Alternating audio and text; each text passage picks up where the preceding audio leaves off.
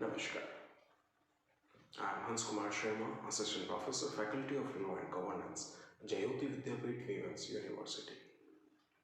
I welcome you all in online lectures, an initiative by Jayoti Vidyapeeth. Earlier, we have discussed about the wrongful restraint and wrongful confinement. Today, we are going to discuss about the difference between wrongful restraint and wrongful confinement. What is wrongful restraint? In this lecture, we will understand about this. Under the Constitution of India, and Article 19 and 21, every person throughout the territory of India is conferred with the right to freedom of movement and is guaranteed personal liberty. I think all of you know, you are aware about this, and you have studied these Article 19 and 21 in the Constitutional lectures. So you all know about these. Now, in furtherance of this objective set up by the Constitution, the Indian Penal Code lays down penal sections in case a person violates the freedom of movement or personal liberty of another. What? The Indian Penal Code lays down penal sanctions in case a person violates the freedom of movement or personal liberty of another. This is done so as to safeguard an individual's right to liberty against deprivation by another individual or groups other than a state. Section 339 and Section 340 of IPC.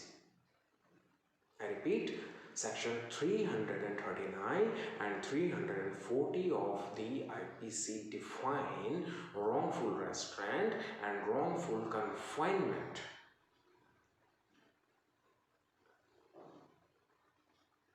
IPC makes wrongful restraint and wrongful confinement punishable under Section 339 to 348. I repeat, Section 339 and 340 defines about the wrongful restraint and wrongful confinement, and the punishment for the wrongful restraint and the wrongful confinement are described in Section 339 to 348. To understand the wrongful restraint and confinement, firstly, we need to understand the meaning of wrongful. What is wrongful? In criminal law, wrongful is defined as an act which is injurious, headless, reckless, unjust, unfair, unlawful, and negligent. It includes any act which is unlawful or unauthorized, or any other act or act of this nature which amount to a civil wrong. The following sections deals with the concept in detail.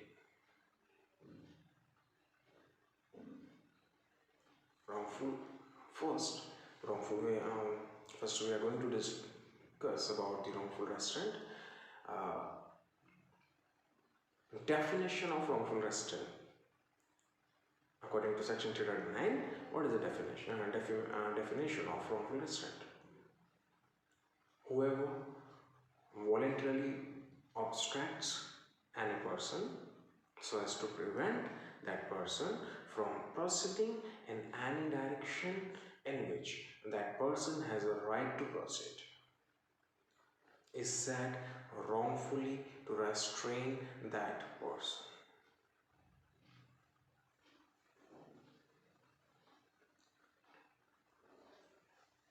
Further, the section also lays down an exception, which is that if a person in good faith believes himself to have a lawful right to obstruct and so obstruct a private way over land or water, then it does not amount to wrongful restraint.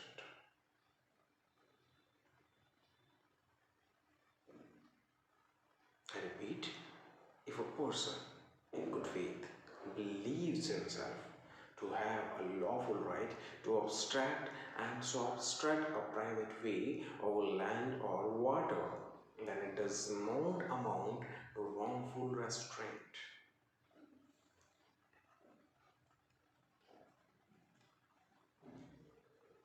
We can understand this through an illustration.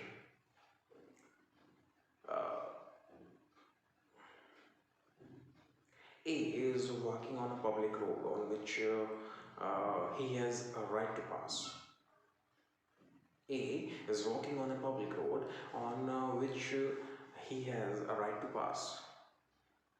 B obstructs this path despite knowing that he had no right to stop the path. As A was prevented from passing, B can be said to have wrongfully restrained A.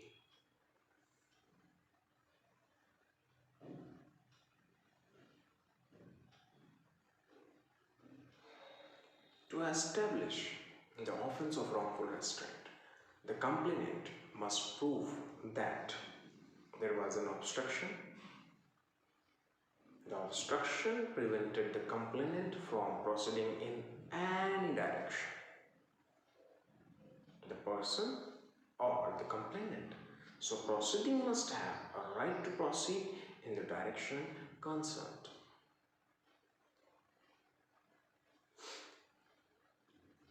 What is the objective of this section? The objective of this section is to ensure that the freedom of a person is protected. When a person has a right to proceed in a particular direction, then the law must ensure that such right is available to the person. Even if there is a slight unlawful obstruction, it is deemed to be wrongful restraint.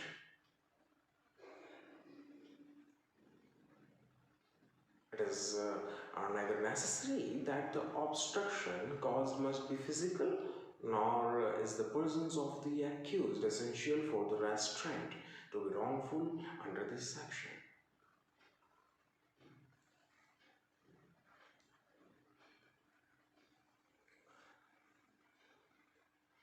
The presence of assault is not required for the act to amount as wrongful restraint. If the use of more words to cause obstruction to the path of a person may constitute as an offense under this section.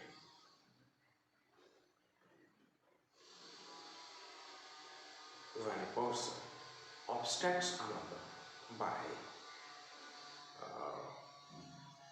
causing it to appear to that other person that to proceed would be impossible, difficult, or dangerous, or by actually causing it to be impossible, difficult, or dangerous for that other person to proceed. It must be noted that in order to invoke this section and to prove the offense under this section, it is essential for the complainant to prove his right of way over the land. Now, what are the punishment for the wrongful restraint? Section 341 of the Indian Penal Code imposes punishment against the wrongdoer under section 339 with simple imprisonment for a term which may extend to 1 month or with fine which may extend to 500 rupees or with both. The classification of the offense under this section is that the offense is cognizable, bailable, and triable by any magistrate. I repeat, The classification of the offence under this section is that the offence is cognizable, bailable, and triable by any magistrate. It is also compoundable by the person restrained or confined.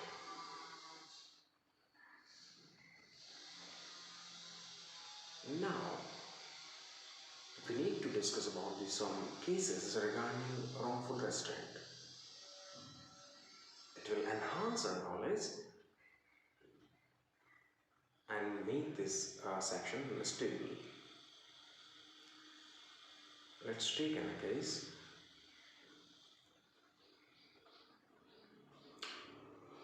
Madala Preya versus Verugunti in 1954.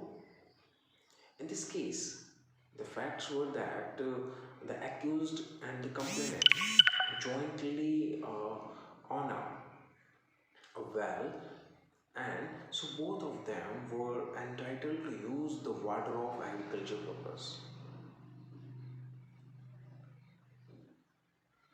The accused stopped the complainant from using the water. The accused stopped the complainant from using the water and also stopped the blocks of the complainant from moving. What I said, the accused stopped the complainant from using the water and also stopped the blocks of the complainant from moving. The court held that the accused had committed offence of wrongful restraint under section 339.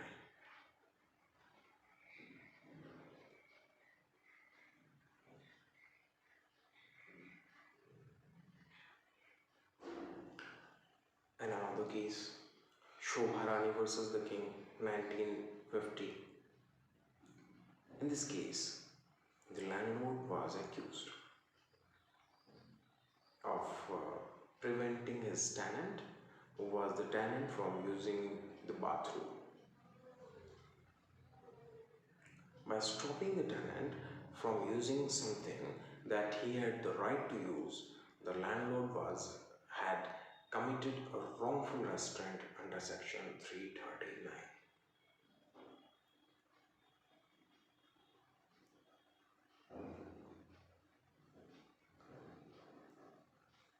Further, we have another case of Sauri Prasad Patnaik versus the state of Orissa, 1989. Please, you all, the students, please write down all these cases. These are very important, and please use the AIR to understand, to study all these cases. Please write down on your notebook. I repeat, the case number 1, Madala Preya versus Vurugunti Chandraya, 1954, criminal LJ 283, Madras. And the second case was Shobharani versus the King, 1950, CRLJ 668. And further, Sauri Prasad Patnaik versus the state of Orissa, 1989, CRLJ 169, Orissa.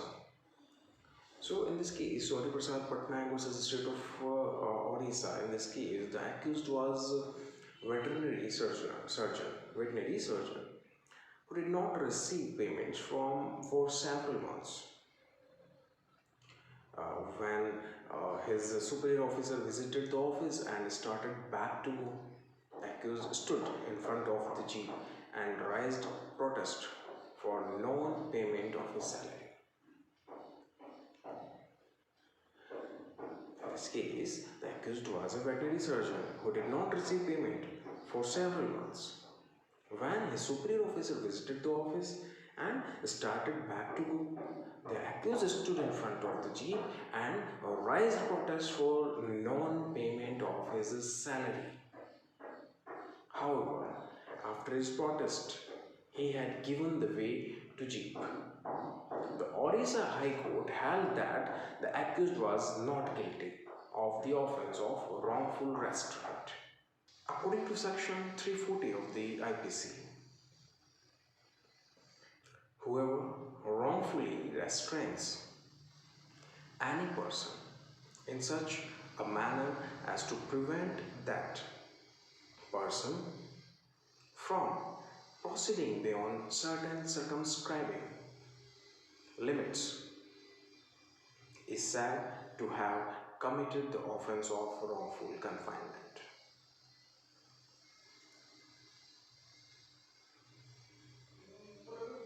Again, Section 340 of IPC says that whoever wrongfully restrains any person in such a manner as to prevent that person from proceeding beyond certain circumscribing limits is said to have committed the offense of wrongful confinement.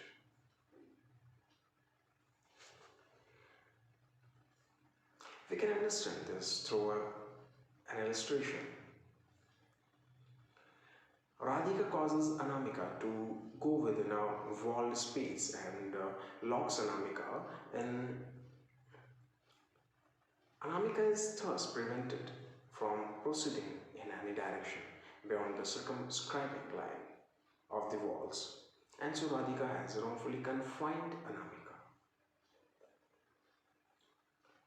We can understand this through one another illustration. Suppose A places man with the firearms at the outlets of a building and tells B that they will fire at him if he attempts to leave the building. Here, A has wrongfully confined B.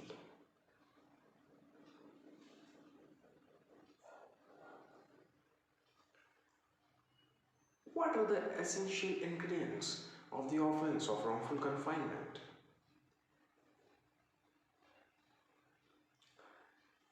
The accused should have wrongfully restrained the complainant.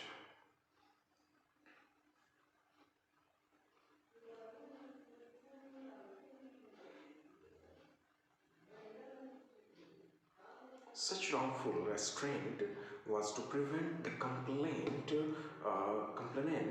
from proceeding beyond certain circumscribing limits beyond which he or she has the right to proceed.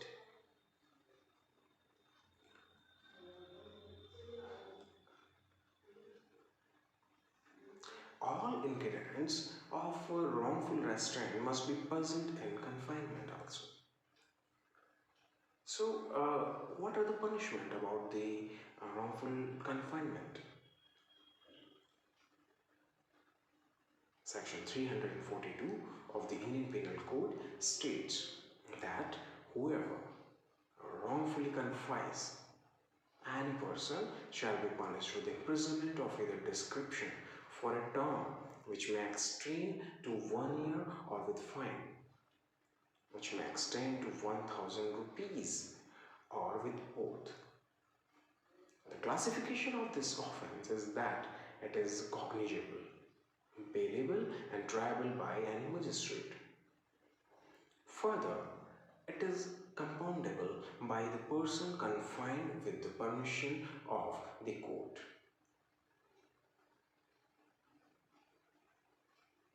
I shall repeat. Section 342 of the IPC states that whoever wrongfully confines any person shall be punished with imprisonment of either description for a term which may extend to 1 year. Please write down in your notebook, term which may extend to 1 year or with fine, and which may extend to 1,000 rupees. Fine which may extend to 1,000 rupees, or with both. With both means punishment of 1 year or fine. The classification of this offense is that it is cognizable and bailable and triable by any magistrate. Means the offense is cognizable and it's a bailable and it may be trial by any magistrate. Further, it is compoundable by the person confined with the permission of the court.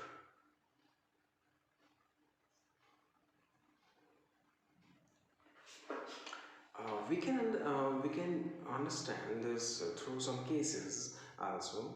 So first, you all write down two cases. We will discuss about the two cases of regarding this section. First is state of Gujarat versus Keshav Lal Maganbhai, 1993, CRLJ 248, Gujarat. And another one is state versus Balkrishnan, 1992, CRLJ 1872, Madras. Please write down both the cases, and please I request you, all of you students, that please go to AIR library and study about the case. So, in the case of the state of Gujarat versus Keshav Maganbhai,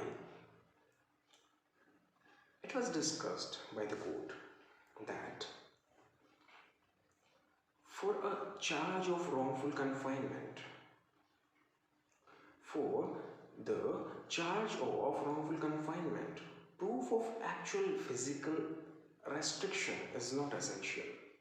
This is very important. For a charge of wrongful confinement, proof of actual physical restrictions is not essential. It is sufficient if the evidence shows that such an impression was produced in the mind of the victim. A reasonable apprehension in his mind that he was not free to depart.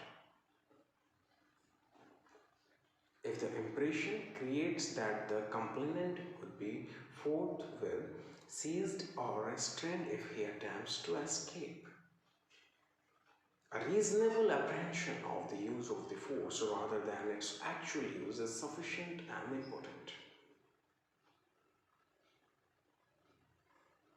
In another case, in State versus Balakrishnan, the complainant was detained in the police station. When this was brought to court, the accused claimed that complainant was at liberty to go away from the police station at any time. The court remarked that when a citizen enters into a police station, the police officer's authority prevails in the jurisdiction and they entertain it with a rude manner. Court held that the accused committed the offense of wrongful confinement.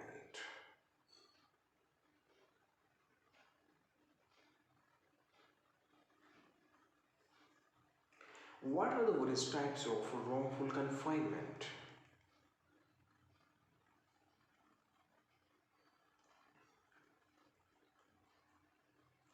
Wrongful confinement for 3 or more days, which is described in section 343. Whoever wrongfully confines any person for 3 days or more shall be punished with imprisonment of either description for a term which may extend to 2 years, or with fine, or with both. The classification of this offence is that it is cognizable, bailable, and triable by magistrate. Further, it is also compoundable by the person confined with the permission of the court. Further, wrongful confinement for 10 or more days. Section 344. Whoever wrongfully confines any person for 10 days or more shall be punished with imprisonment of either description for a term which may extend to 3 years and shall also be liable to fine. The classification of this offence is that it is cognizable, bailable, and triable by any magistrate. Further, it is also compoundable by the person confined with the permission of the court.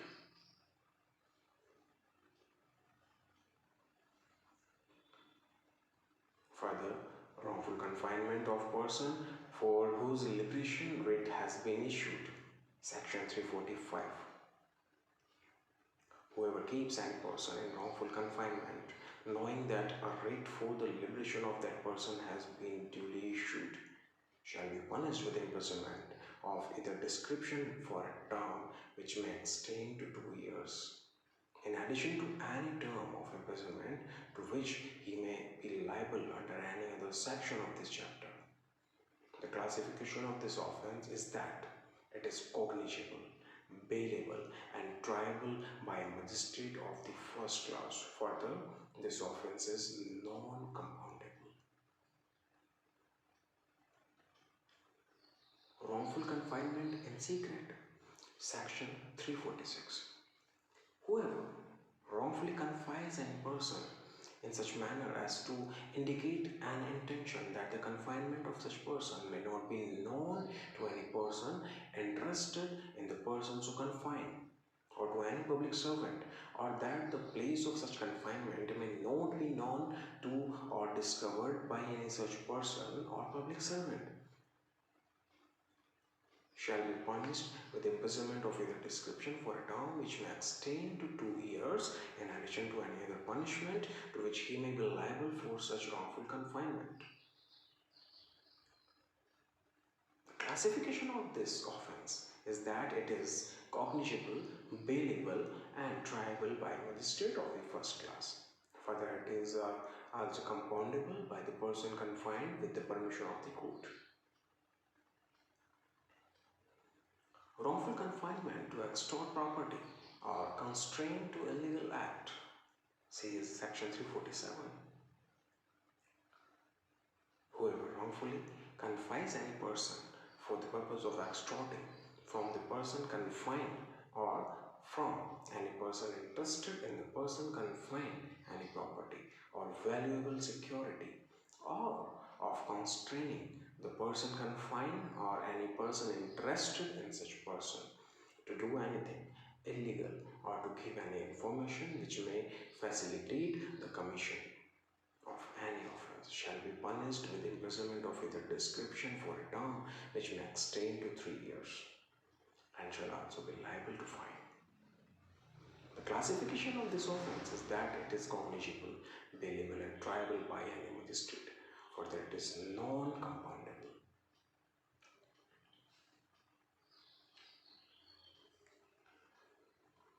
Wrongful confinement to extort confession or compel restoration of property. Section 348. Whoever wrongfully confines any person for the purpose of extorting from the person confined or any person interested in the person confined any confession or any information which will lead to the detection of an offence or misconduct, or for the purpose of constraining the person confined or any person entrusted in the person confined to restore or to cause the restoration of any property or valuable security, or to satisfy any claim or demand, or to give information which will lead to the restoration of any property or valuable security, shall be punished with imprisonment of either description for a term which may extend to 3 years, and shall also be liable to fine.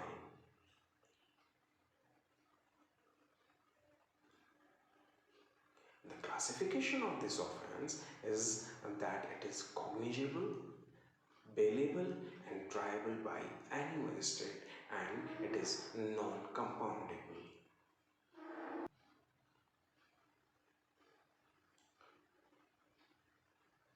It is the genus, it is a wider term and includes several types of restraints under wrongful restraint, and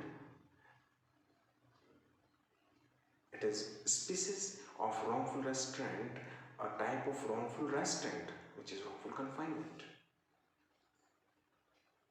Wrongful restraint prevents a person from proceeding in a direction in which that person has a right to proceed. Wrongful confinement keeps a person within certain circumscribing limits. Wrongful restraint is not a very serious offense and is punishable with lesser punishment. And wrongful confinement is a more serious offense and is punishable with a more severe punishment than wrongful restraint.